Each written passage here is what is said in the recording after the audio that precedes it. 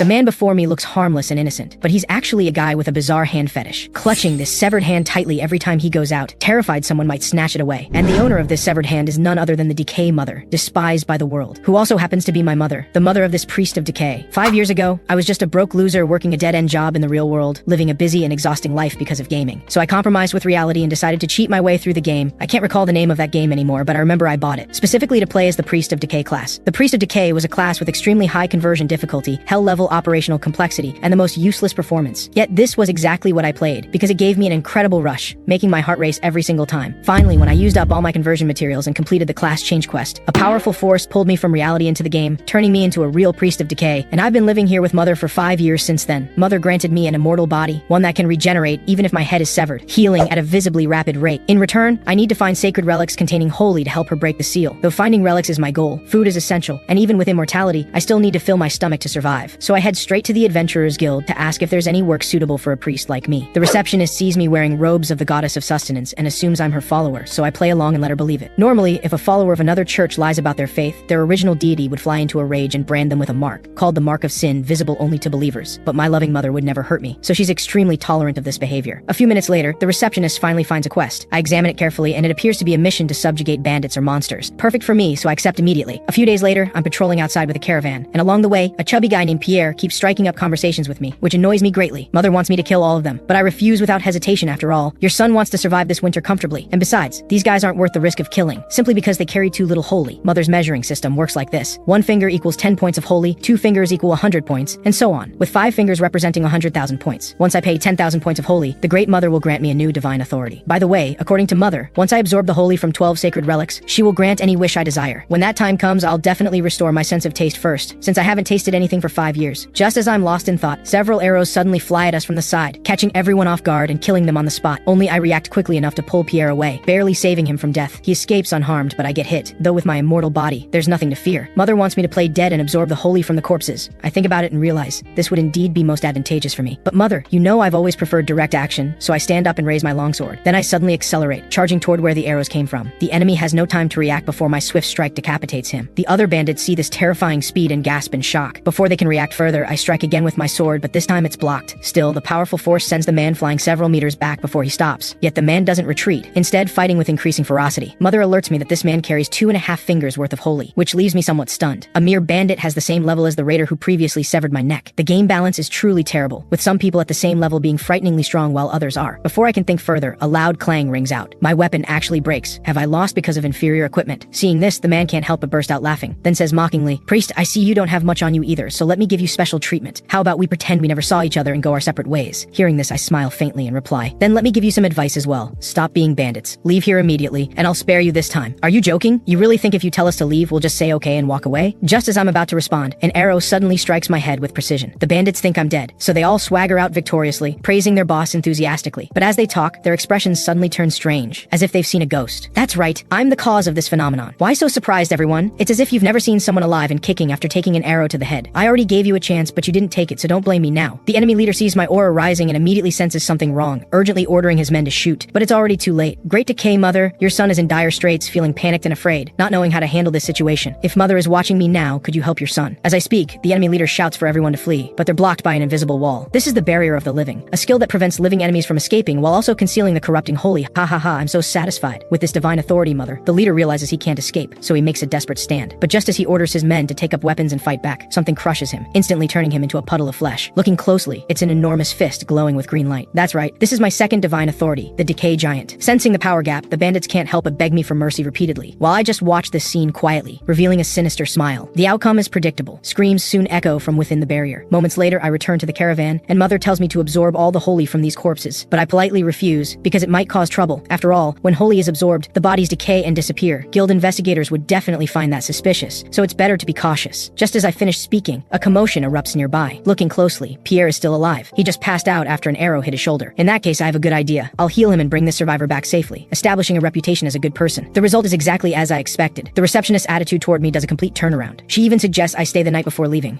This actually tempts me. Could I be breaking my decades of celibacy tonight? Of course not. The red-haired lady just means I should stay overnight at the Adventurers Guild, with no other intentions. Besides, even if I agreed, Mother would absolutely stop me. Best not to overthink things. Just as I'm about to fall asleep, a knock suddenly sounds at the door. It's the red-haired lady knocking. "Greetings, priest. priest. Though I'd like to let you sleep well. There's a matter that requires your attention. I don't mind, so I get up and ask what it is. The red-haired lady says the Lord wants to see me. This surprises me somewhat. Why would the Lord want to see me? Do you know the reason? The red-haired lady hesitates, then finally reveals the reason. The deceased mercenary captain, Gallard, was actually the Lord's half-brother. I see. Then I have no reason to refuse, so I immediately depart for the Lord's manor. However, the moment I first see Lord Tretton, Mother immediately marks him with intent. How interesting. Is possessing a human body fun, Mr. Demon? At these words, Tretton's expression changes drastically. The X mark indicates the target is a being that cannot be measured using the finger system. Simply put, the target isn't human, and among creatures, only one type can live in human form: demons. Demons possess unmatched innate power, but are nameless ones who cannot obtain anything. So to acquire things of this world, they can only conduct fair trades with humans, which is why demons love all humans. Yet the gods remain vigilant and disgusted by these calculating demons. Unable to bear watching believers and people deceived by demons, the gods declared that henceforth these irreverent beings called demons are the purest evil. Thus priests began demon hunts in the name of vanquishing evil. Speaking of which, demon contractors truly were the highest difficulty class, and once the most hated profession. Before I was transported here, I planned to play demon contractor after completing Priest of Decay, but plans never survive reality. Tretton speaks with a dark expression. First meeting, I am called the Crawling Weight. Since you've identified me, that means you're not truly a priest of the goddess of sustenance. I am Marnak, priest of the Decay Mother. Tretton freezes for a moment. There are still children of Decay? I thought they were all extinct. I called you here today for nothing particularly special, just to ask how the mercenary Captain Gallard who traveled with you died. I will pay compensation. I smile calmly and tell him the entire story. After some time, I slowly leave the Lord's manor, feeling somewhat regretful. It turns out the Lord had intended to find him a job, but accidentally caused his death. Whether he's sad, I don't know, but his expression shows helplessness. But it has nothing to do with me. I've already got the money anyway. Seeing me like this, Mother says the Lord has tempted me with money. I feel helpless. Mother, that's unfair. I haven't finished speaking yet. Besides gold coins, do you know what else in this world never decays? It's this heart of mine that belongs only to Mother. At my words, Mother becomes flustered, her speech nervous. Clearly, I've touched her heart. These words aren't just to please Mother, but my genuine feelings. After all, Mother is the only person I can trust in this world. After some time, I return to the Adventurers Guild, planning to sleep and rest. But the red-haired lady introduces me to the Church of Edification. I didn't want to meet these religious fanatics. But why is my heart pounding wildly? No, it's not my heart. Mother is sending me a message. Someone among them carries a sacred relic. What should I do? Pleased to meet you, priest of the goddess of sustenance. I am Obus, hammer of punishment scale. Before I can think further, the man steps forward to greet me. This big fellow is Cornu, and this is Patina. Both bow respectfully. To show respect, I also bow in return. Very pleased to meet you all. I am Marnak, priest of the goddess of sustenance. The red-haired lady reminds me that the Church of Edification people will be staying here for a while. This is excellent. I don't need to rush and can wait for the right moment to seize the sacred relic. The problem is that when extracting holy from sacred relics, corrupting holy inevitably leaks out. Last time I was discovered this way and had my head severed. I need a different approach this time. After introductions, the Church of Edification members leave first to visit the Lord. However, only Obus and Patina go, while Cornu stays behind. After all, they don't know if the Lord has racial prejudices, so the few of us chat for a while. From him, I learn they seem to be investigating an incident from 10 years ago. Destruction shall wear the cloak of life. This destruction refers to demons. Priest Obus suspects the demon might be the Lord himself, so this visit deliberately includes bringing the sacred relic to investigate. As soon as he finishes speaking, an explosion sounds from the direction of the Lord's manor. A bad feeling wells up inside me. The next second, I see Obus wielding the hammer of punishment, striking at an enormous demon. Seeing the battle has begun, Cornu calls me to help, but I refuse because right now I need to save what's mine. Pushing open the door, I suddenly pull the red-haired lady Erin into my arms. Which hospital was Pierre taken to? Though confused, Erin points me in a direction. Following Erin's directions, I quickly find Pierre lying in bed, snoring away. Good. I saved him with great difficulty. Can't let him die in this chaos. Now that I've found him, I immediately carry both of them toward safety. After reaching safety and setting them down, I say nothing and rush back. Unfortunately, I'm still a step too late. Cornu has been critically wounded by the demon, and his injuries look fatal. Patina, hunting demons for the first time without experience,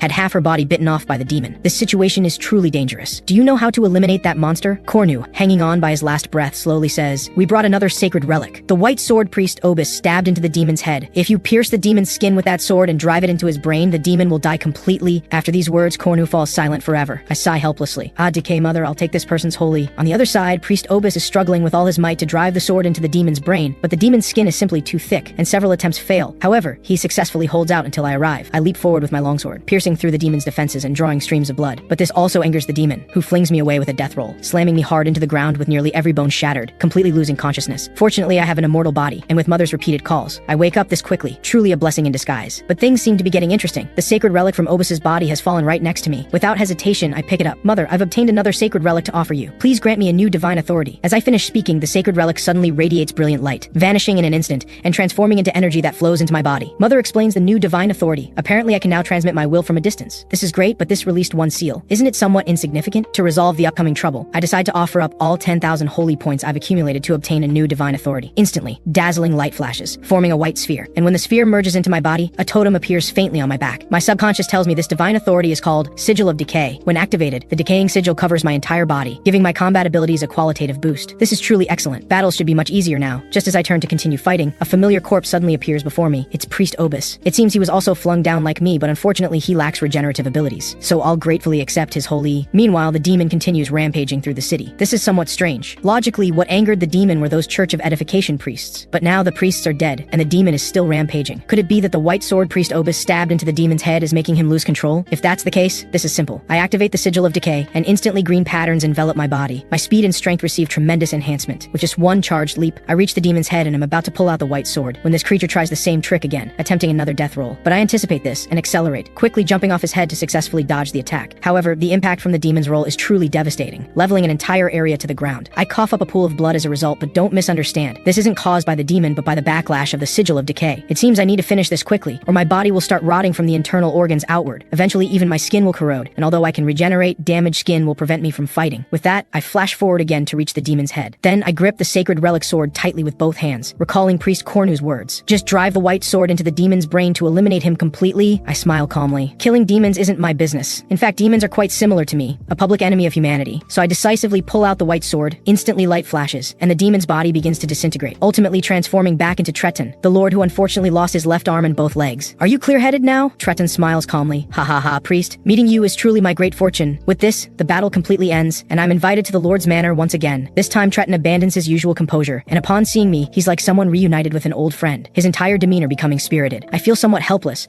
Initially, I plan to ask for some gold coins as a reward, but this guy Triton insists on holding a commendation ceremony, calling me the hero who slayed the demon, and bestowing upon me the title of Demon Slayer. This makes things very awkward for me. Now everyone who sees me calls me Demon Slayer, and I can't refute it, so I can only quietly slip away. The scene shifts. Triton invites me to sit and taste his fine tea. I don't refuse, and we chat while drinking. From our conversation, I learn that Triton apparently used all his power to restore his body, and soon his head will become a barren wasteland. This damned phrase immediately conjures up an image in my mind. Secondly, someone specifically wants me to undertake a commission. It's apparently related to ancient ruins, with a reward of 5 full gold coins, all paid in advance. And if I make significant contributions during this operation, I can even take home 1 excavated artifact. Mother transmits her voice telling me to agree first. I smile faintly. Indeed, such good opportunities should be accepted immediately. To my knowledge, long ago, someone ended the age of twisted mages, unified the continent, and established the ancient empire. However, by now their advanced inventions have been lost, but those artifacts remain powerful and precious treasures. Simply put, most high-level equipment in the game consists of ancient empire artifacts. I have no reason to refuse. So that very afternoon, I meet with the person who issued the commission. From the man, I learn his name is Kalman Badis, son of that black wolf Sis Badis, though merely an illegitimate son who receives no favor. Then Kalman introduces the others. The one wearing a cloak is called Tonisha, and the other Unicorn Clan member is Sukas, who is in the same group as Cornu, a reliable companion. Then both parties briefly discuss the plan and promptly depart. Time flies, and 2 days pass in the blink of an eye. We spend a night at one location, and tonight Kalman and I are on watch. Out of sheer boredom, Kalman asks me what type I like. This question immediately catches Mother's attention. She so hopes my answer will be her name. I ponder for a moment. I still prefer a woman who stays by my side always. Waking up to see my beloved woman sleeping beside me is also a happy thing, but what I value most is a woman's inner self. This sincere manner even makes Mother give a thumbs up. Unfortunately, before 2 seconds pass, Kalman's style suddenly changes. As everyone knows, the heart is located in the chest cavity, and to have a broad heart requires a spacious chest cavity. So Marnak Priest, I like women with big chests. You really are something, but having a clear ideal type is indeed a good thing. After all, she'll become a guiding light in your future life, but you'd better not say such things in front of ladies. Of course I won't say it carelessly. And so this night we chat about many things, as if becoming close friends with each other. The next morning, after a night of conversation, Mother tells me to stay away from that ill-intentioned fellow. I reassure her. I generally assess a person's character before making friends, though he's smooth talking. His candor is the type I appreciate. Just as I'm chatting casually with Mother, Tanisha leading ahead suddenly stops. Then she slowly says, "This is the place," and pulls out a key from her chest. The method to enter ancient empire ruins is simple. First, obtaining the key to open the gate is fundamental. Then move to the abbreviated coordinates on the key and read out the ancient language inscribed on it. Finally, insert the key into the air and turn it clockwise or counterclockwise. This will successfully open it. But because only mages can read the ancient language written on the key, mages are indispensable during exploration. However, there's one exception. Me, a player who can read ancient language. As the gate opens, our group slowly walks inside. The next second, an enormous ruin appears before our eyes. This is truly spectacular. Previously, I'd only seen screenshots of ruins online. Being able to see it with my own eyes is genuinely exciting. After some time, we arrive at a massive gate inscribed with runes. I examine it briefly. It seems royal blood is required to open this gate. If we force it open, we need to be prepared for battle. Pushing open the gate, countless monsters immediately surge out from inside, but fortunately their strength isn't great, and within a few minutes, we've eliminated them all. After finishing the battle, we continue forward, thinking we'll have some peace for a while. But unexpectedly, the gate suddenly closes behind us. A portal appears in the air, and from it drops a ruined giant. From the start, I felt this massive ruin couldn't possibly contain only those small fries. So this is our real enemy. Seeing the monster has appeared, Tanisha immediately begins charging power. It looks like magic capable of a one-hit kill, but the charging time is too long. How could the ruined giant just stand there waiting for the magic to finish charging? With one punch, it crushes the completely unguarded Tanisha into pulp. Sukas is terrified by by this scene, his entire body instantly freezing, so his fate is predictable. The ruined giant swings another punch, and Sukas dies on the spot. After eliminating 2 people, the ruined giant turns its attention to the 2 of us. Kalman, do you want to live? Though confused, Kalman answers, yes. So the next second, my fist arrives at his chin. With 1 punch, Kalman passes out on the spot. Since he's unconscious, there's no need for me to hide anymore. With that, I summon the Decay giant. I let it battle the ruined giant while I take the opportunity to carry Kalman to safety. A few minutes later, after placing Kalman on the ground, I begin considering countermeasures. From what I can see, the Decay giant and ruined giant are evenly matched, so determining a victor will likely take quite a while. In that case, I'll join the battle. With that, I activate the sigil of Decay Divine Authority. Then I accelerate fiercely and leap into the air. Using the impact of my descent, I shatter the ruined giant sapphire in one smooth motion. Just as I predicted, the ruined giant without its sapphire immediately dims and falls motionless.